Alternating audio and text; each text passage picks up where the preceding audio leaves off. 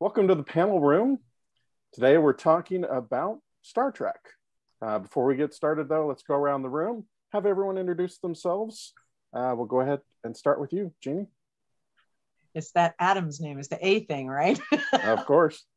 I'm Jeannie Adams. I write urban fantasy, paranormal romantic suspense, and space adventure with my co-panelist, Nancy Northcott. I am on this panel because I'm a huge and massive Star Trek fan. Perfect. Keith. I'm Keith R. DeCandido. I've been writing either for or about or both regarding Star Trek since the turn of the millennium. And I've been watching it much longer than that. I grew up watching Star Trek in the 70s and have continued to do so now. I've written more than a dozen Star Trek novels, significantly more than a dozen works of Star Trek short fiction and comic books and other things. And I've been writing about Star Trek for a variety of sources, most notably Tor.com for quite some time. Currently, I'm in the midst of a rewatch of Star Trek Voyager for Tor, having previously rewatched the original series Next Generation, Deep Space Nine. And I've been reviewing the new shows as they come out.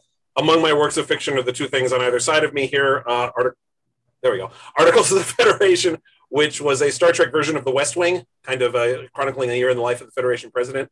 And the Klingon Art of War, which is a guide to how to live your life as a proper warrior. It's a kind of violent self-help book. And a bunch of other stuff as well. So Star Trek has been a very large part of my life, and I'm looking forward to talking about it. And I also have to show off my shirt.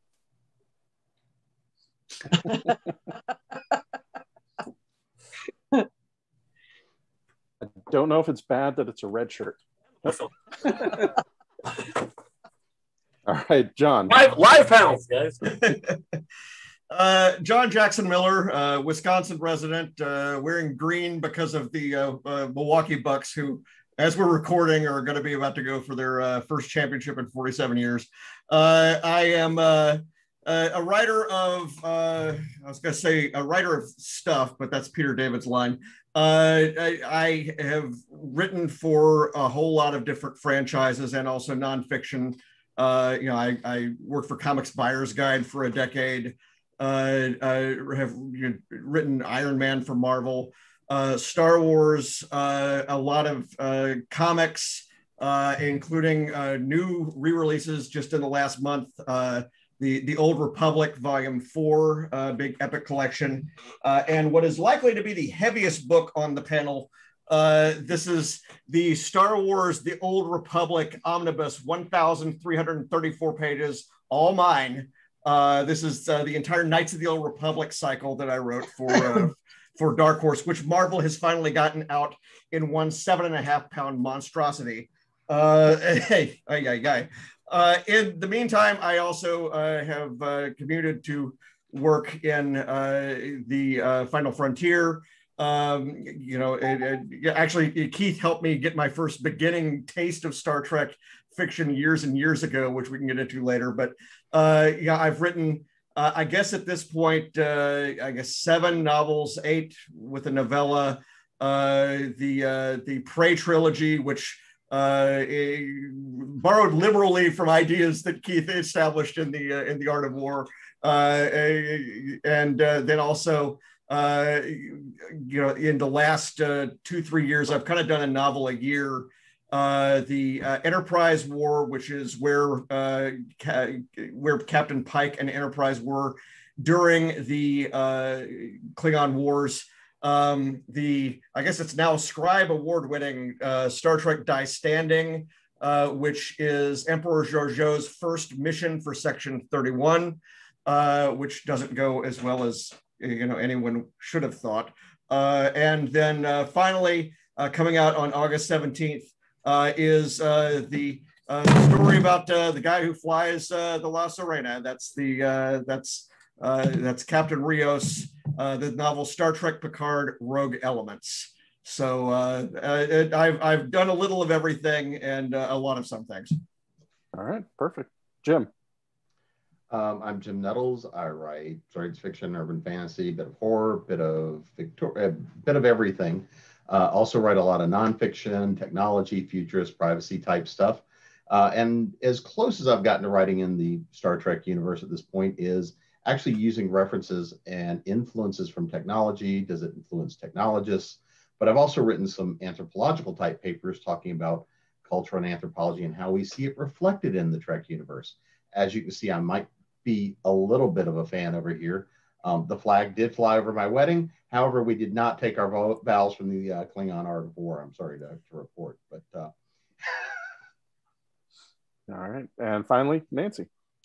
I'm Nancy Northcott. As Jeannie said, we write the Outer Space Mystery Adventures Outcast Station together.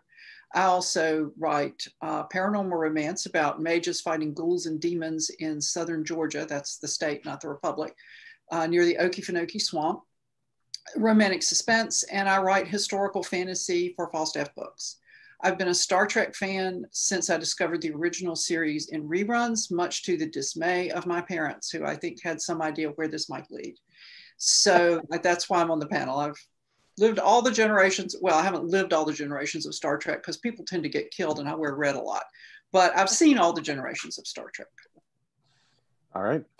So first question, Nancy kind of touched on it there. I'll start with you, Keith. What is your first memory of Star Trek and why'd you keep dealing with it? Unlike Nancy, my parents actually were the ones who sat down and watched Star Trek with me. I was raised by a roving pack of wild librarians who are also nerds.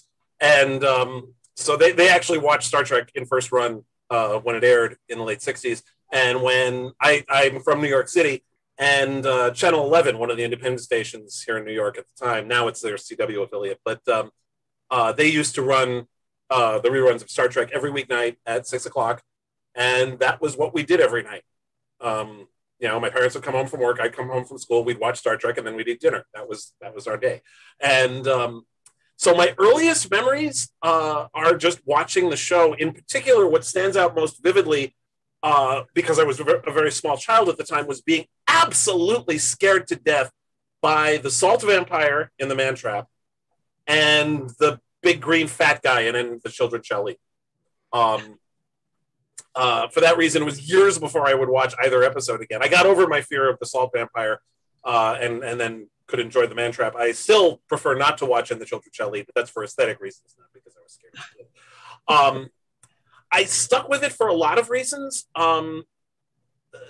The thing that I liked most about it as a kid is the thing I still like most about it now, which is that Star Trek always defaults to the compassionate solution. The solution to the problem is very rarely shooting it or hitting it really hard or punching it or kicking it or beating it up. The solution is talking to people. The solution is compassion. The solution is understanding. The monster that seems to be killing all these people is just a mother protecting her young. For that matter, when the swirly thing is making everybody fight each other with swords, it's getting together with your enemy and laughing at it that gets rid of it. That I really liked that. I liked the fact that compassion was always the order of the day, and that people getting along with each other was always the most important thing. Even if they didn't get along, working toward that goal. That appealed to me as a kid. It still appeals to me as what passes for a grown-up. So. All right, John. Just to show that there's nothing that I can't turn into a commercial message. I was born the night that Star Trek: A Piece of the Action first aired in 1968. I was not actually able to watch the episode. I was otherwise engaged at the time, but I will say that it is now canon that Rios bought the La Sirena from the Iosians. And I did get to bring them back in a full-length novel, and this is one of the fun things here. But that passed. I can say that, by the time I was growing up, Star Trek was on in the afternoons and on Saturdays, and I would occasionally see the animated series. It was in syndication. I remember I wrote one of my first fanzines that I did on my own when I was 11. and had done a column on how I like Star Wars better than Star Trek, because again, you know, I was 9 when Star Wars came out. That's what you did if you were a kid. And my friend who introduced me to fanzines with his own fanzine called Stardate Now. And again, these things were like, you know, probably print runs of 8, you know, just circulated in middle school. He said, well, you know, he's a couple of years older. He said, wait till you get a couple of years older and you can understand some of the stuff that's actually in the show, and you'll dig it. And, you know, I think, yeah, I did begin to appreciate it more. And in particular, what happens is, of course, after 1983, Star Wars, you know, lies fallow for many years. I mean, it goes away. You know, it doesn't come back for a very long time until George Lucas gets divorced and needs money. And literally, that is what, you know, it prompts him to come back into the fold of making, you know, movies based on Star Wars. But Star Trek, of course, was still out there. And I had started reading some of the novels at that point. You know, by then we had gotten, you know, Trek 2, Trek 3. Trek 3 is probably one of my favorite movies of the franchise, which is, again, why I brought Krug back. And, you know, it just sort of won me over. And then, of course, you know, by the time I get to college, Next Gen starts. And Next Gen gives me the chance to experience it from the beginning the same way that people did in the 60s. And so, you know, once I actually got to become immersed in it that way, you know, that kind of sells you for life. All right. Jim.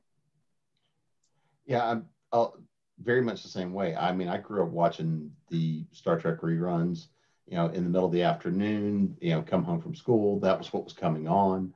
I grew up watching, you know, some of the Westerns and stuff with Dad. And so I recognized it being basically wagon train in space, even as a kid.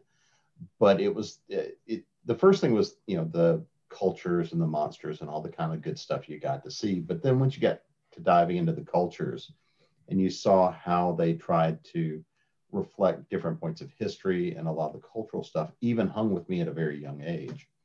And so that was the first thing that grabbed me. And then, you know, I saw Star Trek 1 in the theater. I saw Star Trek 2 in the theater. I saw all of them in the theater ultimately, including going and sitting through Generations. But that's a different story. But that was really my thing, was watching it and growing up with it. And, you know, much like John, I came up and it was that very early thing of Star Wars or Star Trek. And I was like, well, you can do both. They're very different. Yeah. But that was enough, you know, to get you beaten up on the playground. So that sounded like a reason to start a fight. You know, you can have both. That's why you put R2-D2 on the bridge of the Enterprise, and that's where Data came from. I take all the credit. All right, Nancy. Well, I discovered Star Trek, the original series reruns, in high school. I went to this program North Carolina had called Governor School, which was not actually a prison. It was summer classes for geeks of various disciplines. And in the afternoon, there was a TV lounge in the dorm where we were staying in Winston-Salem. And I went down there one afternoon expecting to watch the reruns of Daniel Boone, starring Fess Parker and Ed Ames. But no, there was this science fiction show on. And I had sort of seen it, but y'all know that big face from the Corbomite maneuver that was on the closing credits? My mother took one look at that and said, "You are not watching that show," because she thought it would give us bad dreams and that we would be up all night and keep her and my father up all night. But, you know, she wasn't there at Governor School. And so we watched this episode, and I'd always liked science fiction. Books like Zip Zip and His Flying Saucer, Venus Boy, Dig Allen Space Explorer. Granted, the science in those is what we might call dubious anymore, but they were wonderful action adventure, and they were about people doing the right thing. And I didn't think of it in the terms that Keith did of always the compassionate solution, but it was a lot of action adventure and people trying to do the right thing. It's like in Camelot when they talk about might for right. It's the same kind of thing. And it really appealed to me a lot. And so it got to be a race that those of us who wanted to watch Star Trek would try to beat the people who wanted to watch Daniel Boone to the TV lounge every afternoon. And, you know, if we didn't win the race, we went off and did something else because, you know, compared to Captain Kirk and Mr. Spock and Lieutenant Uhura zipping around in the Enterprise. I mean, I'm sorry, Daniel Boone on the Frontier just didn't quite cut it anymore. But I would like to actually speak to one thing that Keith mentioned. You talked about the mother defending her young, the episode The Devil in the Dark with the Horta. I taught a class on science fiction, fantasy, and society at UNC Charlotte for a couple of semesters. And I included The Devil in the Dark and The City on the Edge of Forever in the class. And I was really disappointed that the students were so distracted by the, let's face it, comparatively primitive special effects, that it was very hard to get them to focus on the point that the show was trying to make. So I've just sort of hoped that they've kind of all gone on and developed a greater appreciation for the plot rather than the superficial trappings. Because yeah, those old episodes, they're kind of clunky by modern standards, but they made some really good points. Yes, on the one hand, the Horta is a scary monster. On the other hand, it really does look like a pan pizza. All right, Jeannie. Well, I'm the youngest of four, and my older brothers thought that show was the bomb. And so, but my dad thought, just like Nancy's parents, my dad was like, yeah, the little one might give him nightmares. And so even in reruns, might give you nightmares. But in the late 70s, I was just a kid. Gene Roddenberry did a circuit around the country with blooper reels. So my first actual visual exposure to Star Trek, other than my brothers whispering and talking about it, and me going, what are you talking about? Was going to the university and hearing Gene Roddenberry talk about all of the stuff that had gone into making it and then showing the blooper reel. Well, I was young enough that I don't really remember all the stuff he talked about. I remember that blooper reel like it was yesterday. To see Spock walk into the doors, and because they don't open, the sound effect occurs, and then see Leonard Nimoy absolutely crack up, is one of those things that has just stayed with me forever. Because, you know, throughout the run of the show, he is Spock, right? He is this stern, unemotional thing. Nimoy is just, and you can see they bleeped it, of course. So there were so many things just in the blooper reel that were absolutely revolutionary. Uhura and the medical setup and the aliens, and I'm going, I gotta watch this show. So of course I went home and did the then equivalent of binge watching it. You know, it would come on Saturday afternoon and there'd be 2 episodes, and then on Tuesday, Wednesday, and Thursday there'd be a few episodes at odd times, you know. So I managed to get all of them in over the next year or two and read the books that had begun. It was just the very beginning in the late 70s, just the very beginning of the tie-in novels. And so I just gobbled all of those up. So that was Gene Roddenberry and the blooper reel. That was my first exposure to Star Trek. All right, perfect. So the next one, I'll start with you, John. What is your favorite iteration of Star Trek? You know, we've got each of the different series. We've got the comics. We've got I think Next Gen, you know, the middle seasons, again, for what I was explaining before, that it was what I was actually able to immerse myself in, as it came out, and particularly, using the TV trope, once the series grows the beard, and which is of course the opposite of jumps the shark, and you have, they're through that sort of initial growing pain phase, and really, as soon as they set foot on Kronos, I'm like, okay, yeah, I'm in. We've got the Klingons with an entire society that we have seen some of already in episodes in the first and second season, but now you know, I wrote a whole trilogy about undoing discommodation. So clearly, you know, I'm you know, Sins of the Father, you know, Rightful Heir, all of these episodes, you know, that you know, tie in with the Klingons, you know, really, to me, made it a lot more interesting. It was also the fact that, you know, I was a journalism student, but I was also an international relations student. And I would go on to get a Soviet studies master's degree that would become fairly useless because the Soviet Union collapsed on my dissertation. But the point, though, was I liked the politics. I like the Romulans and the Klingons and the everybody, you know, bustling up against one another. I find that interesting. There's a lot more players than Rebels versus Empire. And, you know, there's a lot of different ways that you can throw these cultures at each other.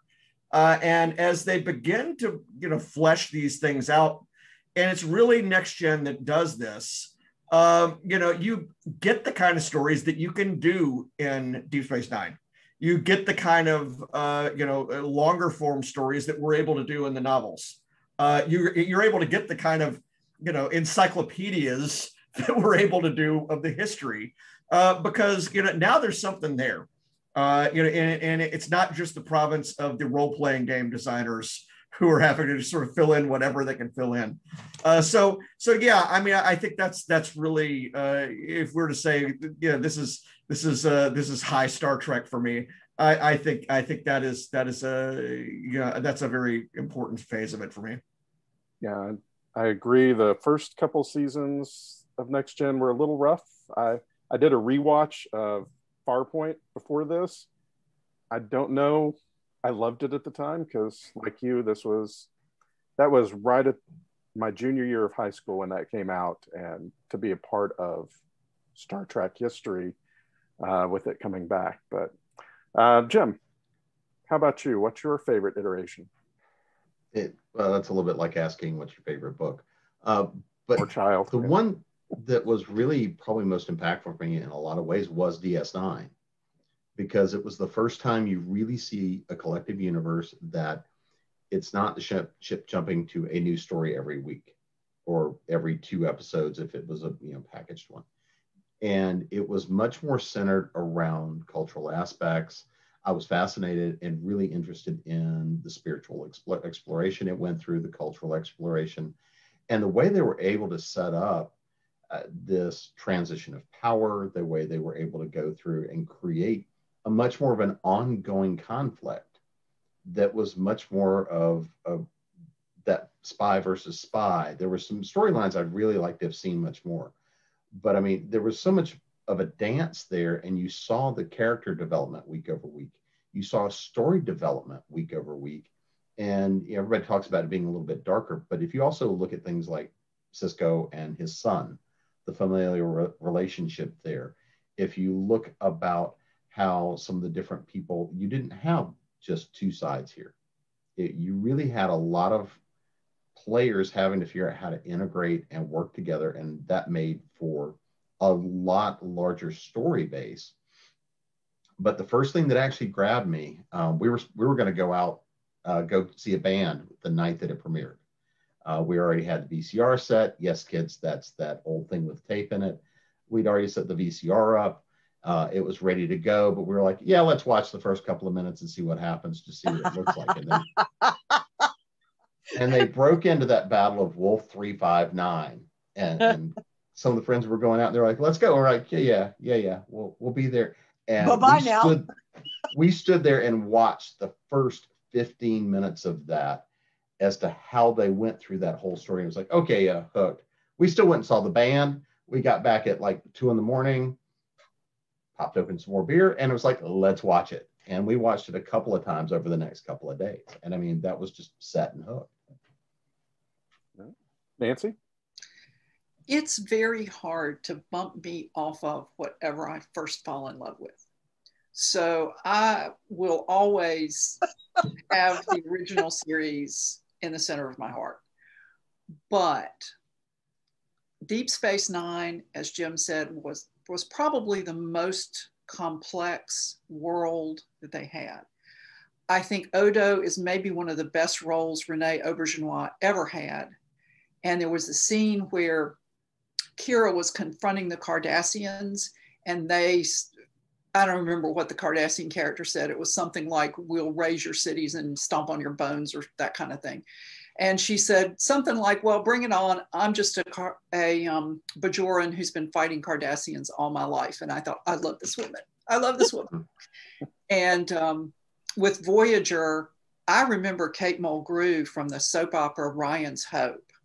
And so I was surprised and then really pleased when she became the captain of the Enterprise, because I thought, even though she's not a very large woman physically, she had a big presence and she did a great job. And I love Michelle Yeoh, yeah.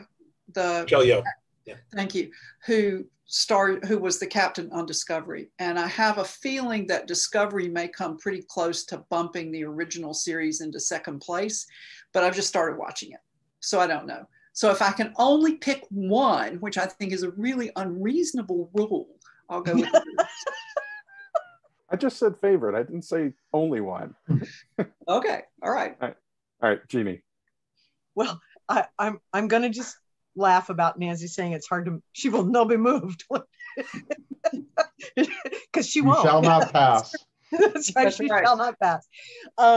That's a whole nother story. I'm sort of with the consensus on, I love all of it.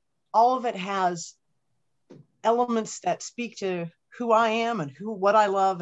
But in some ways, what you said earlier, Keith, about the compassionate choice, the push me, pull you, constant churn of what is the right compassionate choice on Deep Space Nine was something that just absolutely captivated me.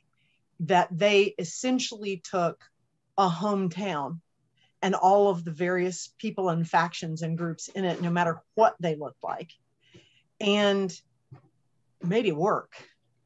And when it didn't work, that was the story. And it was also one of the most widely diverse casts of any of the Star Trek ones. I went back and actually looked at the casts to see, because I always had that impression, but it is in fact one of the most widely diverse casts in terms of the hiring. And they just did that with such ease and grace, and natural acceptance of, oh, well, it's this kind of creature, or it's that kind of creature. And there's always sort of a, especially in the original one, there's always sort of a, hey, look, it's a creature. And again, while that during the time, that was sort of the whole thing. Oh, wow, there are other creatures out there. It does tend to come off as a little bit of, student play. Creature, look at the creature. And in Deep Space Nine, it is just that, here is the vast panoply of the universe, deal with it. And that makes it my out. It goes to the top, but everybody else is sort of like jostling for a hot second. So, Keith? I'm going to cheat and say all of it. All of because because there has, since the show debuted, there has never been a time when there wasn't something. When the show went off the air, there were the reruns, there were the James Blish adaptations, and then there were the Bantam novels, and God help us, the Gold Key comic books. And then, in the mid 70s, you got the animated series and Alan Dean Foster's adaptations of those.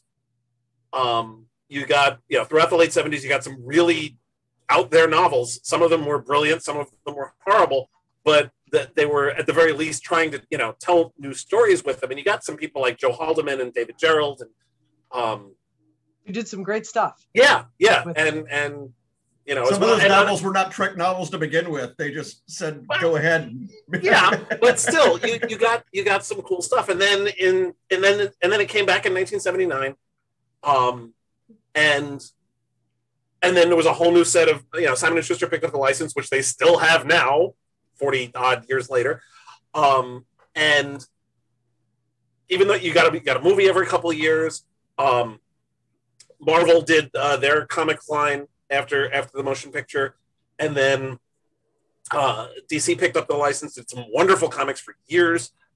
Facet did their role-playing game, and then in '86 they announced it was going to be a new TV series in time for the 20th anniversary. And then you really had, from 1987 until 2005, there was always at least one and sometimes two Star Trek shows on the air, and a new movie every couple of years, and more comic books, and more, just a constant stream of stuff. Nobody could hold on to the comics license for more than 5.5 seconds, but you still got some cool comics out of it, whether they came from DC, from Marvel, from IDW, from Tokyo Pop, whoever, from Wildstorm. And same thing with the gaming license for that matter. And then you started getting online games. You got all sorts of cool CD-ROM stuff throughout the 90s when that was a thing. And then even when Enterprise went off the air in 2005, at that point in the fiction, which was a time when I was working on a lot of Star Trek fiction, there was a ton of stuff going on in the fiction because we had been given permission to continue the series forward after they ended. So there were Next Generation novels that took place after Nemesis. There were Deep Space Nine and Voyager and Enterprise novels that took place after those shows ended and continued those stories forward. So we got to do all the level of creativity in the fiction line skyrocketed because we were freed more than most tie-in novels could do. And then in 2009, a new movie came out. And then in 2017, now we're getting a ridiculous, in terms of television, we're getting a plethora of stuff. There's already, we've already had 3 shows and we've got, 2 more coming down the pike, one literally down the pike. It's Strange New Worlds, but, and more after that. There's a commitment to doing more and more stuff. There's been a constant stream of it, and there's always something new for new people to jump onto. There's a lot of people for whom Discovery is their Star Trek because it was the first one they were exposed to.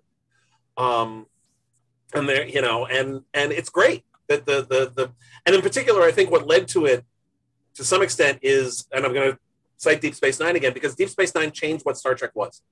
Up until 1993, Star Trek was, these are the voyages of the Starship Enterprise. Right. And then when DS9 debuted, it changed that. Then it opened it up to anything. And it wasn't just, like John said, it was left to like the novels and the role-playing games to do anything outside that particular box. Starting in January of 1993, anything went. And anything has continued to go. And now we have shows that take place in the 23rd century and in the 31st century and in the 24th century. And, and we can just jump all over the timeline and jump to different types of ships, types of stories being told. And it's wonderful.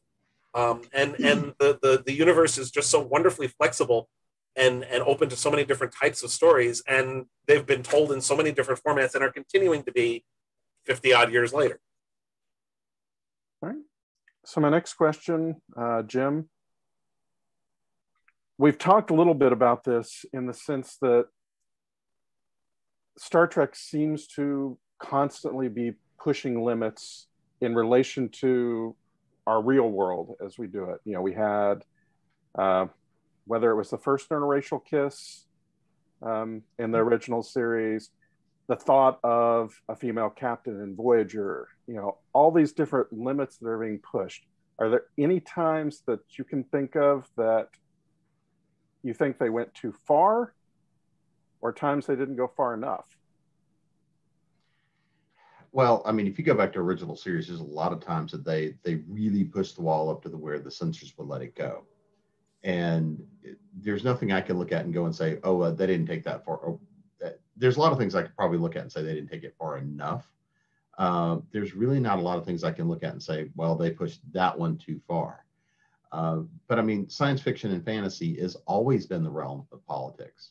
It's always been the realm to explore concepts, ideas, and do it in a way that was a little more palatable to a lot of people. But I mean, if you look at original series, a lot of the things that they did and got away with, and the story elements they used to get away with it, really helped push things forward. And I mean, that was one of those things that they got permission because they could say, oh, well, it's an alien creature. It's not human. Or they were under undue influence, or there was always a reason for it, but there was always a reason and a way to break the rules. And that, I think, was one of the beautiful things about original series. But as we come forward now, it's a lot harder to find those walls sometimes to really bump up against. And I think that sometimes means we can get creative in a lot of interesting ways. But sometimes we can push the political message beyond the story. And I think that's where sometimes we outrun, and it doesn't happen too often in the Star Trek universe. I've seen it happen a lot more in some other franchises where you push something politically beyond what the story can carry. And that just means, do you carry the story further, or do you at least carry those implications through? And I think that's the other thing that DS9 was able to do, was when you reflect some of these more complex stories, they could actually show that there were real implications to the change coming about. One of those things and one of those times I think that really kind of bumps up against it's not always the peaceful solution. And I'm trying to remember the name of it, but it was during the Maquis Wars, where Sisko comes and says, yes, we're going to make this planet uninhabitable for the next 50 years, because he's trying to hunt one person. And the guy, basically hologram into the ship, standing there, and he's like, you're bluffing. And Sisko's like, launch. All right, set a course for the next one. Surrender or we're done. And there were those kinds of implications. If you look at when Worf went back to go save Dax, and Sisko comes in and says, I know why you did it. I appreciate it, but understand that's also the reason you'll never become a captain. There were some very transformative moments that for the characters were critical, that showed, no, there really are repercussions. It wasn't just violate the Prime Directive this week. And so that's where I think they had a lot of opportunity to carry the stories further, versus if you look at a lot of the storylines in Next Gen, those are still pretty sanitized. I mean, it was still late 80s, early 90s. I think there were a lot of stories there that they could have carried further, but it was the time it was, and you still had the censors. But I think that's really what we usually saw, was the stories often could have let them carry it further than they actually did, but they bumped up against what was going to be palatable for the time. Nancy? Well, before I answer the question, I would just like to make a comment, which is that having listened to Jeannie's answer, I now understand why, when we were creating an imaginary world, she said, I want to write stories about the space station. So she does. But, I was just listening to what Jim was saying, and I really can't add a lot to it. But there's an episode that sticks in my mind. The guest stars were Frank Gorshin, who subsequently became, in my opinion, the best Riddler ever, and Robert Brown, who went... Actually, that was after he was the Riddler. He was the Riddler before. Okay. Yeah. I get confused about which comes first. Thank you. So, but I still think he was the best Riddler ever. Oh, yeah.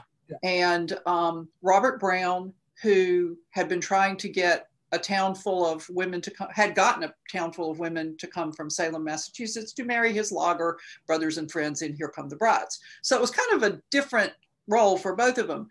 But the whole show was about their civilizations having been at war, because each of them had a face that was half black and half white, but the sides were flipped.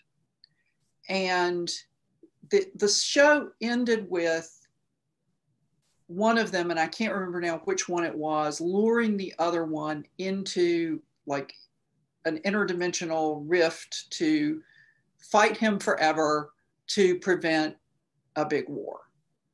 And even though I was only in high school, that episode really made a big impression on me. And like Jim said, the only reason they got away with that, I think, is because it's like, well, these are aliens. They don't have anything to do with us. These are those people over there. Obviously, they're all messed up. But I think one of the things that makes Star Trek attractive to a lot of people is that effort to do the right thing. And they step out with doing things like having a black man and his son be the central family on Deep Space Nine, having a woman be the captain of the Enterprise, and oh Lordy Pete, wasn't there a fight about that at the time. And then I spend too much time on Twitter, and there's always a thing on Twitter about, oh, I want to return to the days when comic books were not political. and you just want to go, have you ever read X-Men? I mean, it's just... Read the original Superman, for crying out loud. Yes. I made Tony Stark the Secretary of Defense for a year. He had to be Senate confirmed. It was political. and you know, the recent one-shot Superman Smashes the Klan was hugely popular and very popular. And so nothing I'm thinking about really makes me think they didn't go far enough or they went too far. But I think one of the values of Star Trek is that it does things that break the mold and make you think. And there's always going to be a segment of people who are unhappy with anything that's not consistent with their personal worldview. And Star Trek doesn't care. And it manages to succeed anyway. Yeah. And so I kind of dodged your question, but that's the best answer I've got for you. Jeannie. Well, I think that the fact that they can couch it in interdimensional space time continuum terms allows them so much leeway story-wise that there really isn't a boundary they can't push. I think the first series, the original series, probably pushed the boundaries the hardest. But like Nancy said, they've continued to do that all along the continuum. They push it every chance they get. And I think that it's part of the culture of the world building, and not only the show, but the books and everything else is to push it a little bit. And yet they really are telling stories about all of us and where we're at. And so to my mind, they probably, especially now, have the leeway to push it harder. I think Discovery's doing some of that in sort of a backdoor way, because, you know, they've kind of got us all hooked into, okay, what is she going to do now? And so I think they have, in some ways, because of what's happening in the world and everything, I think they have an open field to push a lot of boundaries, and I hope they'll continue to do it. I hope they'll take Gene Roddenberry's spirit and just really push it. All right. So that's my sideways answer to the question. Star Trek is always, I mean, as everybody's already said, it's always pushed the boundaries. The very act of the Romulans attack. Yeah. The Klingons attack. Okay.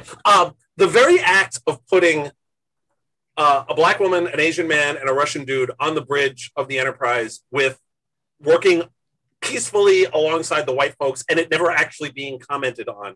The closest it came to being commented on was Chekhov's silly comments about how everything is a Russian invention. But aside from that, the fact, and this in the late 60s, that was huge.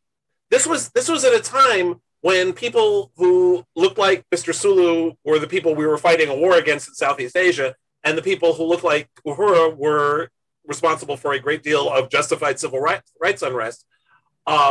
And people who sort of sounded like Chekhov were the people who we were afraid were going to drop a bomb on us. And I say sort of because his Russian accent was terrible, but that's a whole. And here they were all working together for what was initially established as the United Earth and later became a United Federation of Planets. That was, you know, in the height of the Cold War, in the height of the turmoil of the late 60s, that was incredibly ballsy. And very optimistic, and very, to use that was the late 1960s version of woke, and and that continued going forward. Not so much with Next Gen.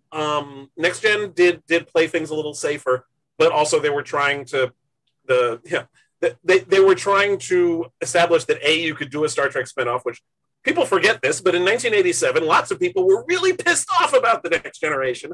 How dare you do Star Trek without Kirk, Spock, and McCoy? That can't possibly work.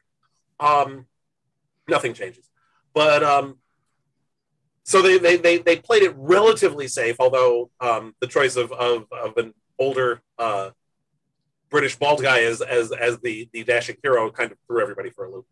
But then, you know, and then having an African American man be the head of the station in Deep Space Nine, having a woman captain of Voyager was also pushing the envelope. I mean, even now, if you look at the history of science fiction and fantasy TV shows, the number of leads who are people of color is vanishingly small, and 2 of them are Star Trek. And that they've always done that. By the same token, there's lots of ways where I wish they did push things further. Probably the most obvious is their complete inability until the current Secret Hideout shows to actually address non-heteronormative relationships. Their attempts to do so were hilariously ham-fisted and frankly pathetic. And this was, and especially, when Next Gen and DS9 were on the air, this was at a time when you first started seeing LGBTQ representation on television. And other shows were pushing the envelope that Star Trek should have been pushing and hadn't been. But overall, it's what Star Trek has always done. Just from simple acts of casting. And just by continuing to show a united Earth, an Earth where it doesn't, the fact that Sisko is black and the fact that Bashir is an Arab is completely irrelevant to their character. The fact that Sisko is an engineer and a chef is more important than the fact that he's black. The fact that Sulu jumps from hobby to hobby every week is more important than the fact that he's Asian. The fact that Uhura sings is more important than the fact that she's got darker skin. That's still a very radical and hopeful message 50 odd years later, which is kind of sad. But I find myself reminded, there's a great line. Arlo Guthrie had a wonderful line talking about his father, Woody Guthrie, who wrote This Land Is Your Land and a lot of protest songs. And he said, it's amazing that, years later, decades after he wrote these songs are still, relevant and have resonance today. On the other hand, it's kind of sad that the world still sucks. And that's unfortunately true of Star Trek as well. But, I think it still keeps pushing the boundaries in terms of making us see a world we could have in a way that is palatable to a wide variety of humans to go, oh yeah, of course that can happen. And yeah, of course. And if it even changes one mind, it's done its job.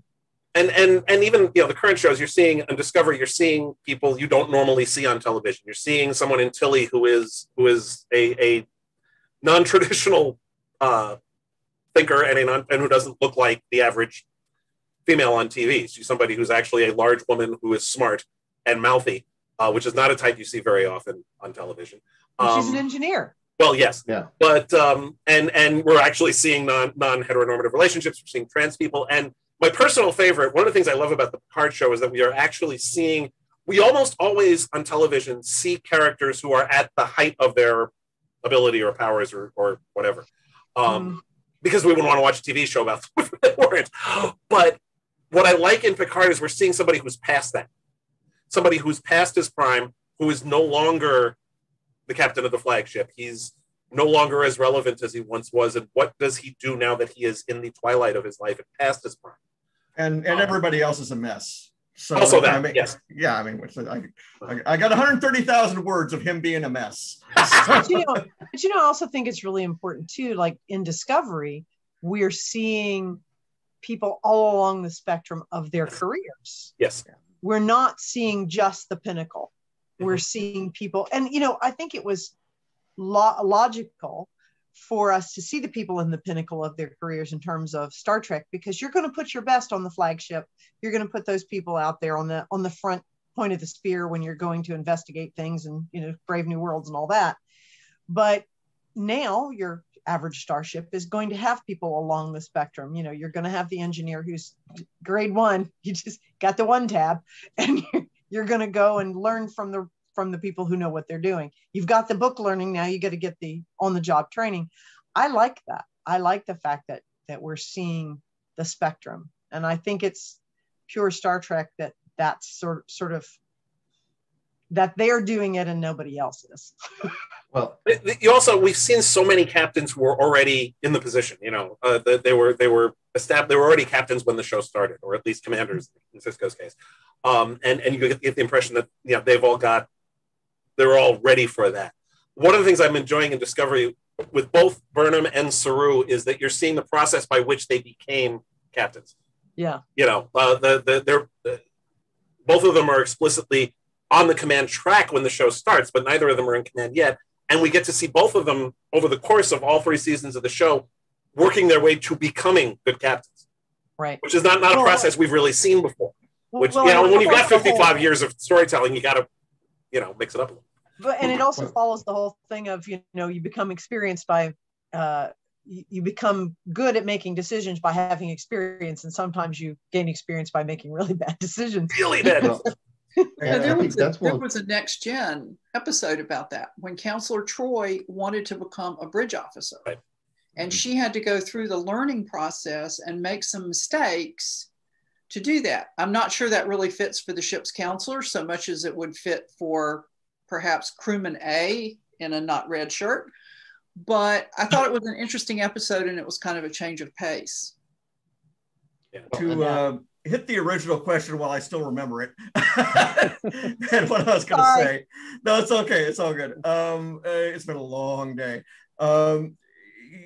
After all my hobbies became my job, I need a new hobby. So I got obsessed with television history. And so I have over 1,200 TV guides. I'm being treated for it. I looked to see what I had within reach. All I've got is Arsenio Hall as TV Person of the Year. But I assure you, I did have eBay show up this morning with the 1971 As the World Turns cover I'd been looking for all these years. The reason I wish I'd known. I just recycled about 75 pounds of TV guides. Oh, well, you know, depending on what they are, some people are into just the ones from their state or their market. And it's kind of nuts because there's 180 different versions. But what interests me about it is you get context. You find out what was going on at the time that was influencing what people were seeing. And this is something that people now, for better or worse, don't get. They get streaming. So they see every series in order, whether that's the best way to watch the series or not. They also have it completely divorced from whatever was going on competitively in television or in terms of rules. We talked about what they could do on the original series. Really, it was more what they couldn't do on the original series because they had network standards and practices. You get to Next Gen, you're syndicated. You don't have network standards and practices, but you have different things pressing on you. And then, of course, once we get to the streaming series, you can do whatever you want within certain things. And likewise, I look at things like people watching Deep Space Nine now, for example, will not remember Babylon 5. Babylon 5 and DS9 were at war basically within fandom at the same time. And it's a big, long thing that anybody who was in there and reading J. Michael Straczynski's postings on Jeanne at the time, when Deep Space Nine got out before Babylon 5 could, there's this, I would have to rewatch the entire series from the beginning, I think, to be able to say, okay, there's not this battle going on between which show could be darker, which show could be, which show could be more realistic, more cynical, more, some of the things that we applaud in DS9, they're doing horrible things over here in Babylon 5. And that's not there if you're watching it fresh. And I almost envy people watching it fresh because that's the way the creators intended it to be. But I envy anybody who didn't have to sit through that nonsense in the 90s, believe me. Well, I mean, it was the stuff we were all going through in fandom. And yeah, I mean, Star Wars versus Star Trek, that's something that's, way, way, way out there. Now it's All of Us versus manga.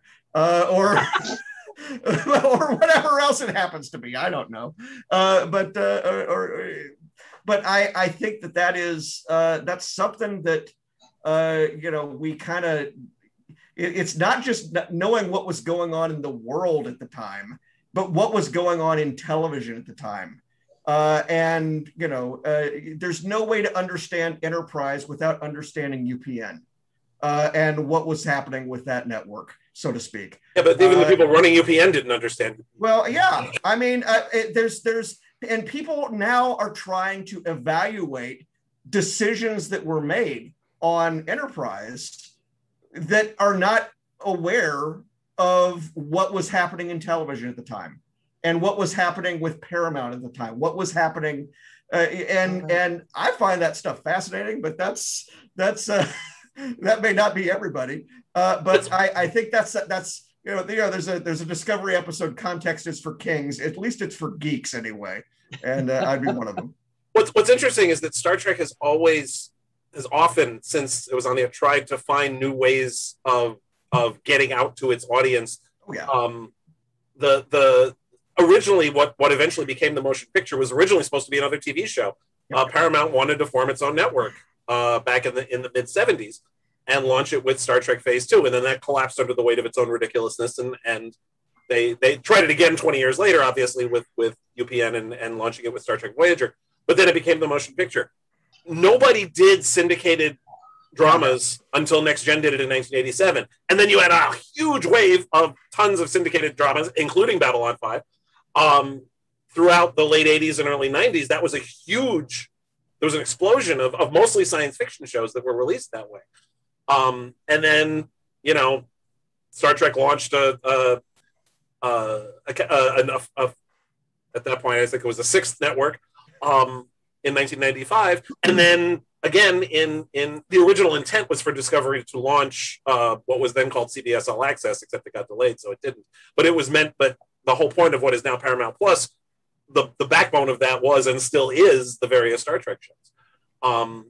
Finding new way, doing its own, CBS basically trying to do its own streaming thing.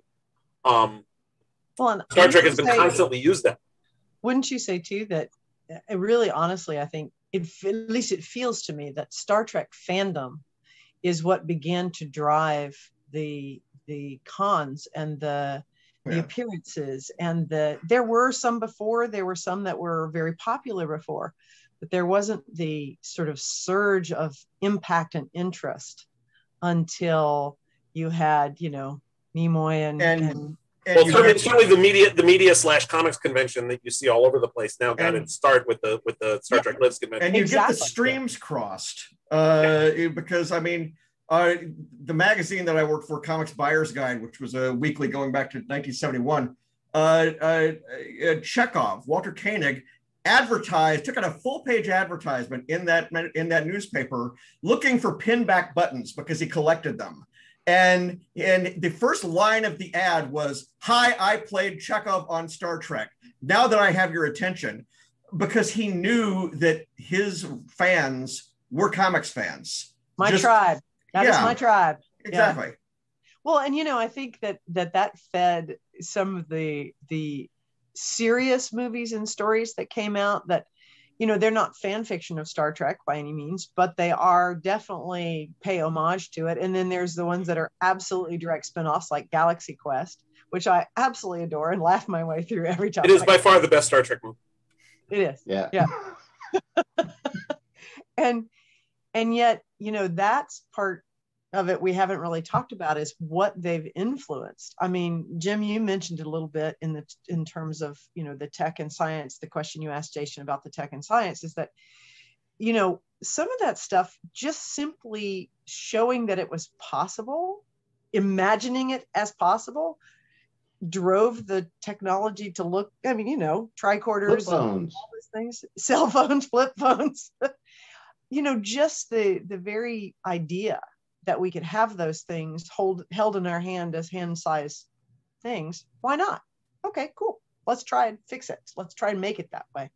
I think it drove so many things that are subtle and probably are not ever going to be directly acknowledged. That, hey, I wanted to design a tricorder, so I went to work for NASA. Well, NASA is full entirely of people who grew up watching some form of Star Trek or other. Yeah. There was there was a great story. Nichelle Nichols told a wonderful story when she was at the Shore Leave Convention in Baltimore a bunch of years ago about how she it was when Mae Jemison was about to launch. She was the first African-American female astronaut. And Nichelle Nichols called NASA because she just wanted to wish her luck. It was like the night before. And she kept getting bounced from person to person through NASA because nobody would connect her to Jemison because everybody wanted to say hello to her. So she kept getting bounced from, oh, I'm sorry, Ms. Nichols, hang on, we'll transfer you. And they just kept so people could all geek out. There was actually a documentary that was just released recently called Woman in Motion, which is about how throughout the 70s, Nichelle Nichols actually worked with NASA to do outreach to get more people of color and more women involved in the space program. And you know, there's a huge crossover between people who got involved in the space program and people who grew up watching one form of Star Trek or other. Yeah. But you think about that. One show that lasted a couple seasons made all that impact that has rolled forward for 50 years and continues to roll forward unabated. making two people's careers very happy. Yeah. and still, I mean, most of the actors who are currently working on the Star Trek shows are Star Trek fans. You know, Anthony Rapp, Sonequa Martin Green, Michelle Hurd, all of them are like massive geeks and are like completely thrilled at the fact that they're getting to act in Star Trek. Doug Jones also, you know, Mary Wiseman, all of them, you know, these are all nerds who are now getting.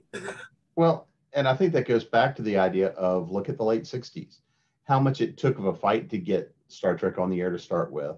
Yeah. The fact that Lucille Ball was the big fan, you know, Desilu Productions, what it took to get a second season and then eking out a third season. You know, it's that seed of creativity that started all of this. And then it took a little while for that idea of TV execs going, oh, I guess geeks can spend money too. Because it all boils back to the advertisers. But I mean, I really believe that if we look at all the things that it spun off and started in the 60s, that it has a much greater cultural influence beyond just all the people it's influenced, the technology it's influenced. I think that in a lot of ways it has definitively shaped much of our culture where we're sitting at now, even for people who've never seen an episode or never seen a show that would be like, what could that possibly have to do to me? And every geek that's out there, the influence that we've had on technology, on culture, all the moving pieces around us, it's amazing to me that somebody could possibly think that it hasn't had an influence on our culture at large. And it's had an influence on television too. Both in particular, the original series and Next Generation both came at a time when the alternatives for science fiction were few and far between, and a lot of them were terrible. One of the reasons why Gene Roddenberry pitched Star Trek as Wagon Train to the Stars is he specifically wanted what was then viewed as sophisticated television, which was something like Wagon Train, where you had a regular group of characters plus interesting guest stars who would come through and there would be stories about them. He wanted something classy, not something disposable like You're Lost in Space or Captain Video or whatever. He wanted something that was smarter than that. Same thing with Next Generation. Jason, you were talking before about how you watched Farpoint again recently, and it looked, and you were, and yes, watching Farpoint now, you go, what were we thinking liking this? But look at what the alternatives were in 1987. They were horrible. Well, that goes back to what John was saying, is you almost have to look at it in context. Exactly. Yeah. And Next Generation really paved the way for a spectacular renaissance in science fiction television that we're still enjoying the fruits of now. Well, I mean, 35 years later. And again, here we go again with the context. Those early episodes, Farpoint lands when Max Headroom is still on, which is I still believe probably the greatest science fiction series ever, besides Star Trek. To unbelievably have been on network TV, and they threw it off as soon as they realized it was on. But again, that's part of the context. Is you're beginning to get interesting ideas in science fiction on again, and it's no longer Manimal. It's no longer V at that point. It's no longer. More to the point, it's not V the final battle. Yeah, well, but it was popular. Oh my gosh, the ratings were huge. Oh yeah, the ratings were huge. That's because we were going to take it however we could get it. I mean, that's part of the thing. It didn't matter how bad it was; you took what you could get. And I think that goes back to something you mentioned, Keith, is that the or maybe you said it, Jim, is the deep underestimation of how many geeks are out there that will watch just about anything if you will give it to us with interesting characters. Shut up and take my money. Exactly. And you know, the incredible popularity of Game of Thrones. People are like, wow, this is so popular. I'm like, have you been to Dragon Con? I mean, really?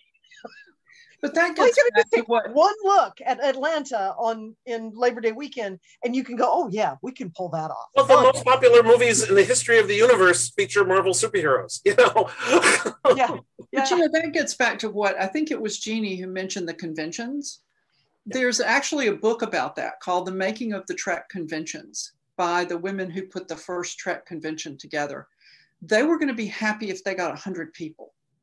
And instead, they had fire marshal issues at the hotel because people heard, and then more people heard, and then more people heard, and more people came. And for geeks, it was like, I'm not alone. Because a lot of us were the only people. I mean, yes, I'm projecting a little here because this was me, but I know that there were plenty of other people like that too, who were surrounded by people who didn't care at all about this stuff, who were waiting for you to grow up and outgrow it. And then all of a sudden, here's this gathering where you plunk down a little money at the door and you spend the whole weekend with people like you. And they love the same stuff you love that other people think is weird. And that just goes to show how stupid those other people are. And so, you know, it's like one of the other things that it did was help to make being a geek acceptable. I mean, I got Christmas tickets to John Roddenberry's tour with the blooper reel. That was my Christmas present that year. And there were people from all walks of life. The guy sitting down the row from us had slicked back hair like in a 1950s movie and a white t-shirt and literally a pack of cigarettes rolled up in his sleeve. And you look at that guy and you look at geek me, because I looked even geekier then, we would think we had nothing whatsoever in common. But we were both sitting here watching this man talk about an optimistic future. And I think that the optimistic future is one of the things that really draws people to it. It's like, we're going to get past all this bickering and all this sniping and all this awfulness. And if we can do it, that's what's waiting for us. And I think that's a really powerful draw. And that's stayed true all along. You know, the all the way to the most recent season of Discovery, where the solution, where the thing that caused all the horribleness wasn't some malevolent force, it was a kid who lost his mommy. You know, and the way to solve it was to basically, you know, bring him back home. And that's still, you know, that's still the heart of what makes Star Trek so appealing, is that it isn't about who's bigger and stronger. It's about who's nicer. You know? Yeah. I think the Dominion War ended not because of a show of military force or military engagement, but because Odo offered to go home. You know? And I think that's the perfect place to stop on that moment of hope. We'll quickly go through. Here's Jason trying to corral all of us talking about this for hours. Yeah, good luck with that. All right, so let's keep going.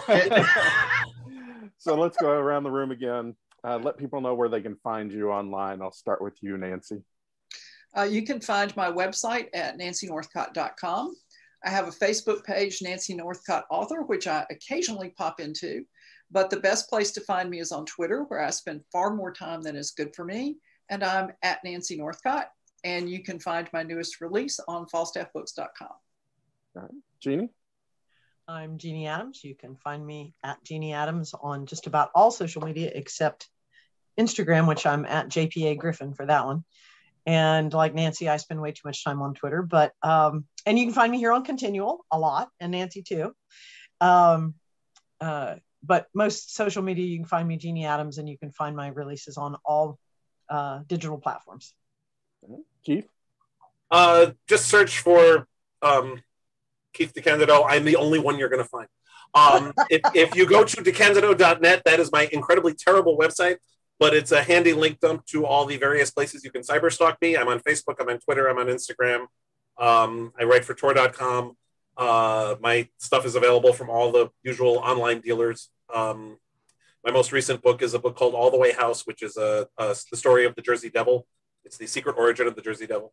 It's part of a series called Systema Paradoxa, which is about cryptids. Yeah, I'm very easy to find online. So just search my name and poof, I will appear. All right. John. I am John Jackson Miller, and that's the name you'll find me under on Facebook and Instagram. I guess those two are connected somehow. I don't know how. Nobody knows. I know. On Twitter, JJM Faraway. And then my website, farawaypress.com. I have behind the scenes notes on just about everything I've ever written: comic books, novels, games, magazines, that sort of thing.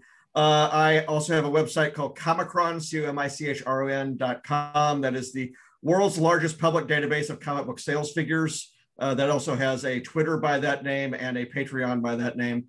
Then, of course, the books. I'm not going to try to pick this thing up again, but if you don't get this now, you probably will never be able to find it for under $500. That's the Old Republic Omnibus. Then again, of course, on August 17th, Star Trek Picard, Rogue Elements, the origin story of Captain Rios, and that is available in hardcover, in ebook, and in audiobook, which I can't wait to hear read by Robert Petkoff. He's good. I forgot. I have a Patreon and a YouTube channel, so you should check those out. There you go. Plus, you're on ConTinual. And I'm on ConTinual a lot. Yes. Finally, Jim. And you can find me at jamespnettles.com, authoressentials.net, authoressentialsworkshops.com. I do show up some on Facebook and Instagram, and occasionally that Hive of Scum and Villainy, which is Twitter, a few other places as well. And of course, here at ConTinual. Occasionally they let me out of my box. All right, I do want to thank everyone, and something tells me this won't be our last Star Trek related panel based on the wild yeah. The continuing voyage. All right. Everybody's grabbing their toys. My KLR action figure. I'll see your guy and raise him a bird of prey over here. All right. Thank you for watching. See you guys next time.